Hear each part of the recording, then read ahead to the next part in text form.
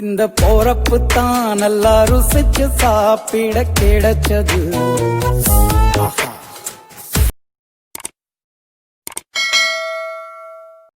Hi friends, welcome to our FDF Tamil channel.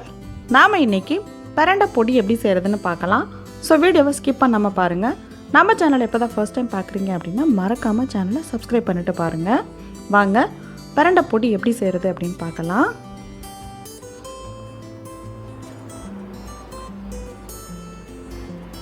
பிரண்டை பொடி செய்கிறதுக்கு அரை கப் அளவுக்கு பிரண்டையை 4 நாள் போல் நிழலில் உலர்த்தி வச்சுருக்கேன்.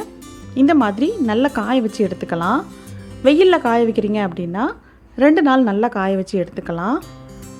அந்த இலையோடையே சேர்த்து காய வச்சு எடுத்துக்கலாம். இதை ஒரு ட்ரை பேனில் நல்லா வறுத்து எடுத்துக்கலாம்.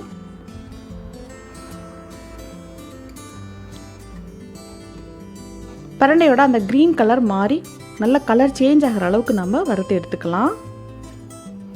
இது கூட ஒரு கைப்பிடி அளவுக்கு கருவேப்பிலை சேர்த்துக்கலாம். அதையும் சேர்த்து நல்லா வறுத்து எடுத்துக்கலாம்.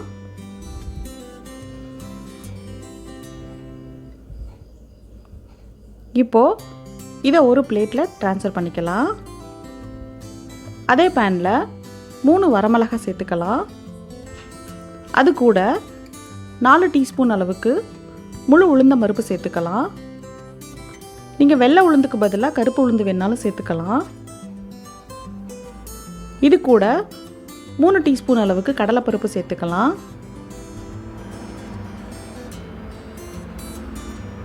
சிம்மில் வச்சு நல்லா வறுத்து எடுத்துக்கலாம்.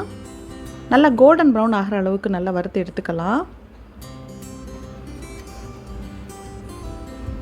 இது கூட 1 டீஸ்பூன் அளவுக்கு மிளகு சேர்த்துக்கலாம்.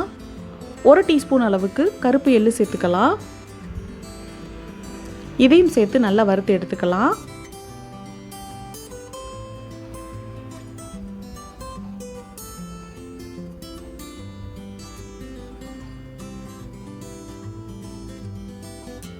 எள்ளு நல்லா பொரிஞ்சு வர்றது தான் நமக்கு ஸ்டேஜ்.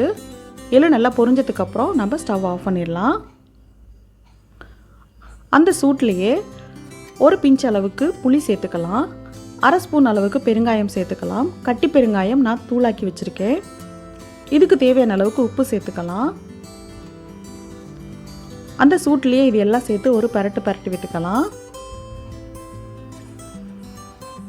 இதையும் பிளேட்டில் ட்ரான்ஸ்ஃபர் பண்ணிக்கலாம். இது எல்லாம் நல்லா ஆறட்டும். ஆறுனதுக்கப்புறம் நம்ம பொடியை அரைச்சி எடுத்துக்கலாம்.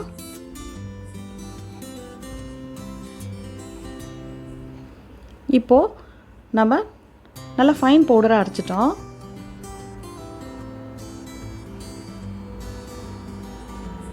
இப்போ நமக்கு சூப்பரான பிரண்டை பொடி ரெடி ஆகிடுச்சு.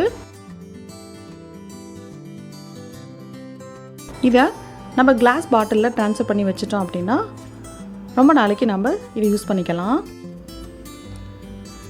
இந்த பொடியோட நல்லெண்ணெய் இல்லைன்னா நெய் சேர்த்துட்டோம் அப்படின்னா சூடான இட்லி தோசைக்கு ரொம்பவே நல்லாயிருக்கும். இந்த வீடியோ பிடிச்சிருந்தது அப்படின்னா உங்கள் ஃப்ரெண்ட்ஸ் அண்ட் ஃபேமிலியோட ஷேர் பண்ணிக்கோங்க. உங்களோட ஃபீட்பேக்கை கமெண்ட்டில் சொல்லுங்கள். தேங்க்ஸ் ஃபார் வாட்சிங்.